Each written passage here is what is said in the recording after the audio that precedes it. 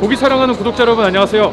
정용왕입니다. 일본 오사카 도톤보리 북쪽 신사이바시 인근에 위치한 다이센 와규 철판구이 전문점입니다. 일본 와규는 지역별로 다양한 브랜드 원육이 있는데요. 한국도 횡성한우, 안동한우와 같은 지역별 특색과 강점을 갖춘 한우가 있는 것처럼 와규도 같다고 보시면 될 것 같습니다. 특히 다이센에서 취급하는 와규는 일본 도토리현에서 길러진 도토리 와규를 강점으로 내세우고 있었는데요. 오사카를 방문하기 전에 식당 사전 검토해서 원육도 상당히 좋았고 평도 나쁘지 않아 첫 식당으로 선정하게 되었습니다.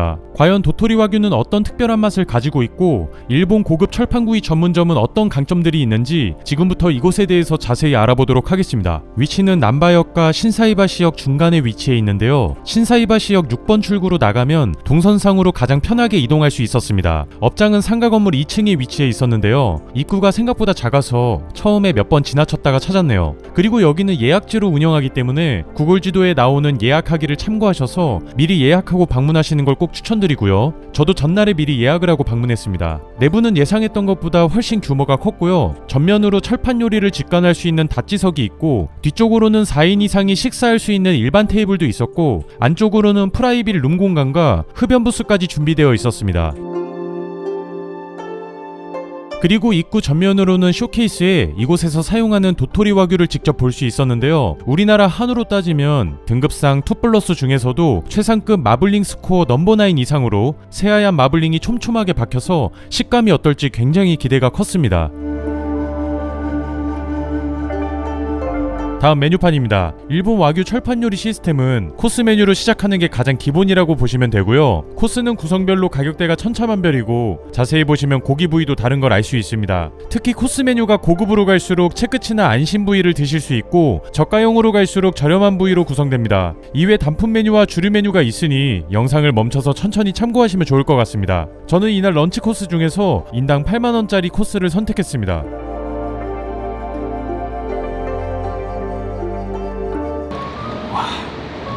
맥주 너무 맛있다. 첫 번째 서빙된 에피타이저 도토리 와규 타다키입니다. 일본은 소고기만 육회로 금지되어 있어서 겉면만 살짝 구워서 블루레어 형태로 나온 것 같고요. 부위는 아마 설도나 설깃머리 쪽 부위를 사용한 것으로 예상되었습니다. 고기 위에는 캐비어, 우니, 머스타드씨가 올려져 있어서 한 점마다 각기 다른 특징을 가지고 있었습니다. 맛은 어떤 특별함이 있었다기보다는 부드러운 와규의 각 재료마다 느낄 수 있는 짠맛, 단맛, 새콤함을 느낄 수 있어서 대중적인 맛보단 조화를 느낄 수 있는 미식에 가까운 맛이었습니다. 막 이걸 먹으면서 뭔가 임팩트가 아주 강하다 막 그런 느낌은 없어요.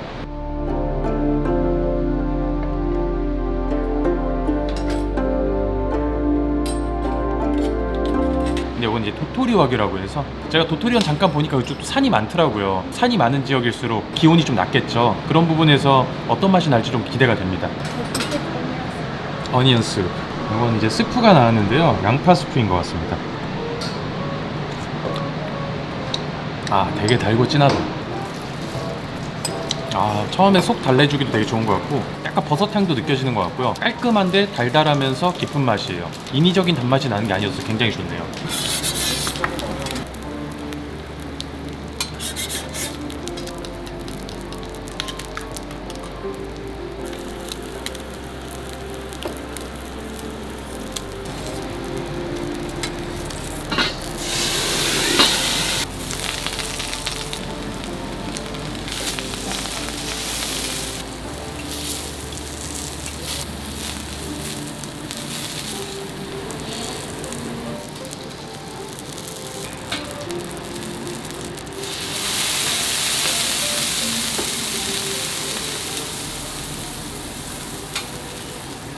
다음 도토리현에서 잡은 쿠에라는 생선으로 한국말로 번역하면 자바리, 다금바리입니다. 고급어종으로 일식에서도 횟감 또는 구이용으로 사용합니다. 소스는 토마토와 올리브오일 베이스로 기본에 충실한 풍미와 심플함을 가지고 있었습니다.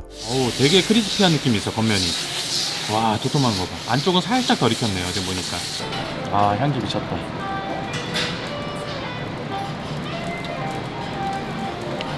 첫 점 들어갈 때 되게 행복하다. 이 생선의 향을 그대로 온전히 느낄 수 있으면서도 토마토 같은 걸로도 이렇게 산미를 같이 좀 주면서도 이렇게 소스 조화를 해줘서 굉장히 자극적이지 않게 먹을 수 있습니다. 껍데기 쪽 되게 바삭하고 한 입 딱 씹었을 때 되게 부드럽게 느껴집니다. 개인적으로 한 가지 아쉽다면은 간이 조금 더 짭조름하면 좋을 것 같아요. 생선의 비린내라든지 이런 건 하나도 없고 되게 깔끔하긴 한데 간이 생각보다 약합니다. 소스 자체도 굉장히 묽은 느낌으로 많이 하면서 토마토하고 올리브오일 베이스라 그 향들을 느끼면서 먹을 수 있습니다. 자, 이제 코스의 메인 도토리 와규를 구워줄 차례입니다. 고기를 굽기 전에 잘게 조각나 있는 와규 지방을 바삭해질 때까지 구워서 스테이크용 기름을 미리 만들어두는 게 포인트였습니다.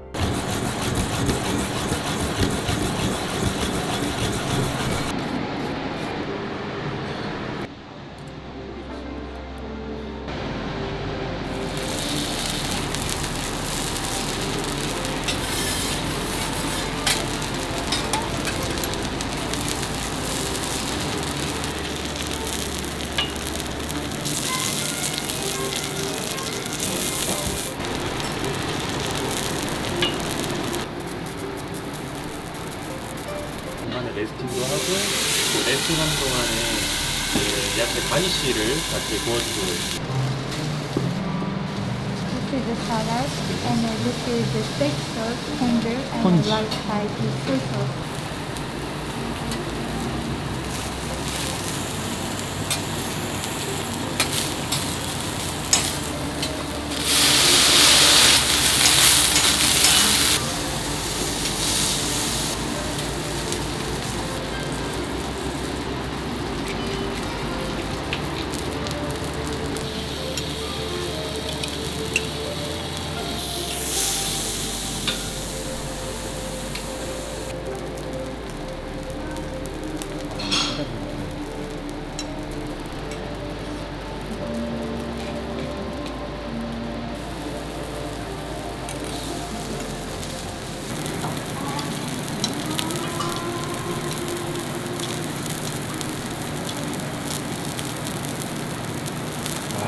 구워주는 느낌이 예술입니다.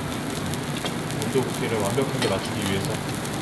셰프님께서 스테이크를 정말 신중하고 세심하게 구워주셨는데요. 굽기도 요청한 미디움 레어에 맞게 잘 나왔고 야채 가니쉬와 함께 정갈하게 세팅되었습니다. 접시도 미리 따뜻하게 예열을 해놓아서 스테이크가 빠르게 식는 걸 방지하는 디테일까지 볼 수 있었습니다. 정말 탱탱합니다. 만졌을 때도 와 예술적이네요 진짜. 마이야르도 아주 크리스피한 느낌보다는 딱 적절하게 구워주셨습니다. 그냥 소금 살짝만 위에다가 뿌려서 한번 먹어볼게요. 이런 느낌입니다. 굉장히 촉촉해요.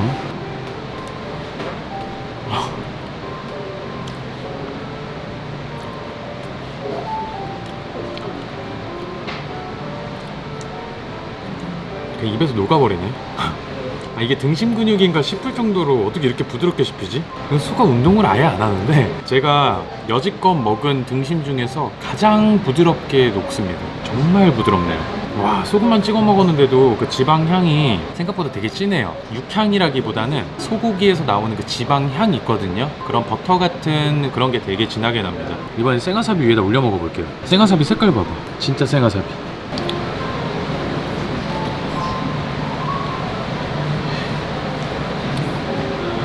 아, 진짜 진하다. 제가 지금 도토리온 와규는 처음 먹어보거든요. 씹을 게 없어요, 정말.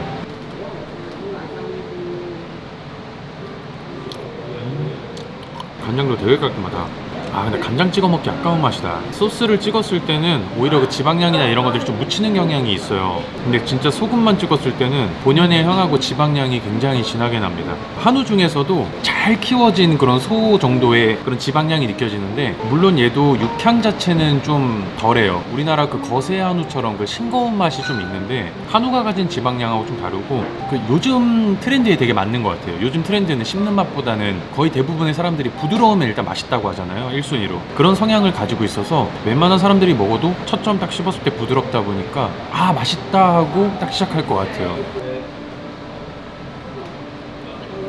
진짜 입에서 녹아오니까 재미가 없습니다. 한 5번 씹으면 사라져 있어. 아, 재밌는 경험이네.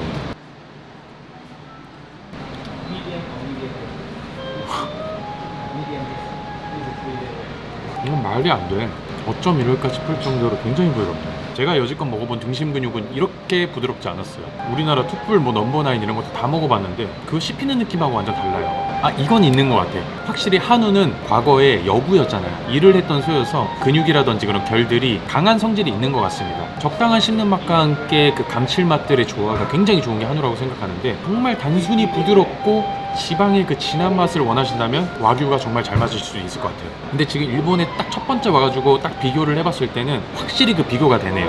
장점과 단점이 확실히 있는 것 같습니다. 이외 샐러드는 신선하고 상큼한 샐러드 맛이었고 야채 가니쉬도 딱 아는 맛이니 참고하시면 될 것 같습니다. 고기를 다 먹으면 철판 요리집에 빠지면 섭섭한 볶음밥을 준비해 주시는데요. 와규 기름에 볶은 마늘 후레이크를 밥이랑 같이 볶아서 겉을 바삭하게 구워줍니다. 여기서 또 하나의 재밌었던 포인트가 간장을 거의 졸여서 눌어붙을 때까지 기다렸다가 정말 향만 살짝 입혀줄 정도로 밥을 그 사이로 왔다 갔다 하시더라고요. 처음 보는 방식이라 굉장히 임팩트 있으면서도 기억에 남았습니다.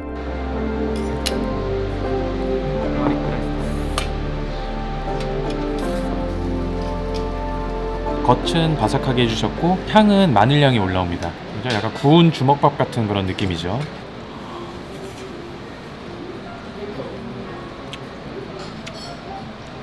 마늘향하고 딱 와규 소고기 향 난다. 밥은 진짜 맛있다. 정말 기본에 충실한 맛입니다. 중간중간에 그 맛소금 같은 감칠맛이 뒤에서 계속 느껴지면서 한우 사골 같은 그런 향이 뒤에서 계속 나요. 진짜 김치 필요하다. 김치가 없는 게 너무 아쉽네요.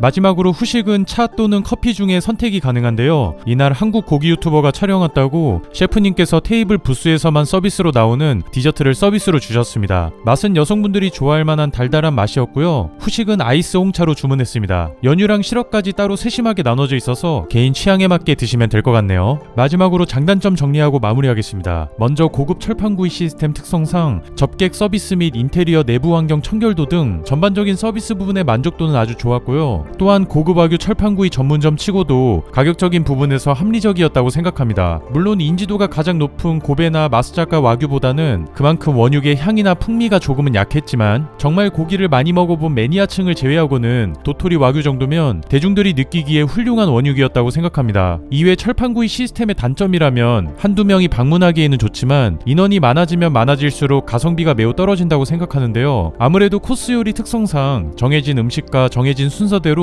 한정적인 음식을 먹어야 하기 때문에 다양한 부위나 다양한 추가 메뉴를 주문하기에 부담스러운 게 사실입니다. 이외 코스 요리 특성상 평소에 잘 못 먹거나 싫어하는 식재료가 포함될 수도 있으니 이 부분은 사전에 미리 언급하시길 추천드립니다. 사소한 호불호를 제외하고는 전체적으로 만족스러웠고요. 오사카 중심지에서도 괜찮은 철판구이 전문점이기 때문에 가족 또는 연인끼리 방문하기 안성맞춤이라고 생각합니다. 맛있게 먹었습니다. 자, 오늘도 영상 시청해주신 많은 분들께 감사드리고요. 다음 영상도 정말 유익한 고기 영상으로 돌아오겠습니다. 감사합니다.